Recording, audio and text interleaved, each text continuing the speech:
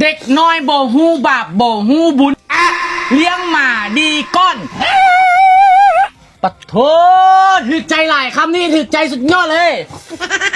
ที่แหละหมอนี่มันสิฮู้จากบาปจากบุญยังเด็กกระโปกกระโหลกกะลานี่ปากเป็นยังได้บาปเป็นยังได้บุญไม่เคยเห็น โอ้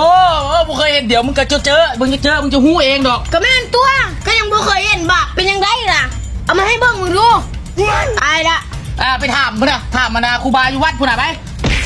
จะฮู้ว่าบาปบุญเป็นจังไดนะ ห้ามครูบาได้ห้ามครูบาบุญซ่วงกันมา ถามครูบาบุญซ่วงกันอย่างฮู้บาปฮู้บุญนะถามครูบารถ เฮ้ยครูบาบูเด้อ อ้าวแล้วมึงฮู้ซะบอกฮะ หัว แบบไหนนะ นี่บาปบุญกะบุญคือบุญเส้นนะ บาปเลยสิบาปเป็นปากแบนๆมันสิเนาะ แม่น แล้วบุญไปสิจู่ๆเนาะบุญ เป็นวิชาเลย โอ้หายกับฮู้เว้ยใส่ลองเอาเฮ็ดไม่จังหอบหนึ่งดู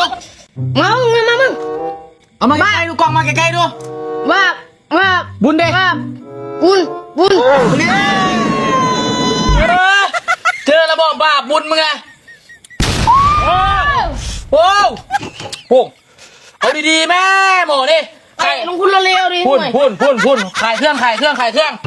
เด้อพี่น้องผู้ใดกินเผ็ดกินเค็มกินจุกกินจิกกินอาหารโซดอกโซเดียมไม่หลายแบบนี้นะจะให้ก่อเกิดบริเวณลำศอกลำไส้อักเสบเนาะเลยแนวตุ้ยง่ายเนาะกระเพาะกระบูดีผิวพรรณกระโบใส่นี่เอาไฟเบอร์บัมไปกินเลยเนาะมื้อละ2 ก้อนนอนเท่านั้นทุกคนเด้อนี่ตีกันเลยง่ายๆแบบนี้เนาะทรงง่ายเนาะหอมหวานบุมินบุขาวเนาะบัวาจะเป็นน้ำหมอกน้ำมันต่างๆเขากินไฟเบอร์นี่เข้าไปนะซองเดียวก่อนนอนนะทุกคนมื้ออื่นตื่นมาขับถ่ายสะดวกแล้วก็เฮ็ดให้บตุ้ยอีกเบิ่งคอมเมนต์นี่นะทุกคนป้า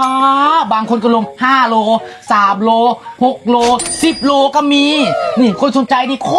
ตรหลายเลยไฟเบอร์อัพนะมาเต่าจิจัดโปรโมชั่นให้เด้อซื้อ1 กล่องแถมไปเลย1 กล่องเนาะผู้ใดสนใจพิมพ์คำว่าสนใจมาเด้อ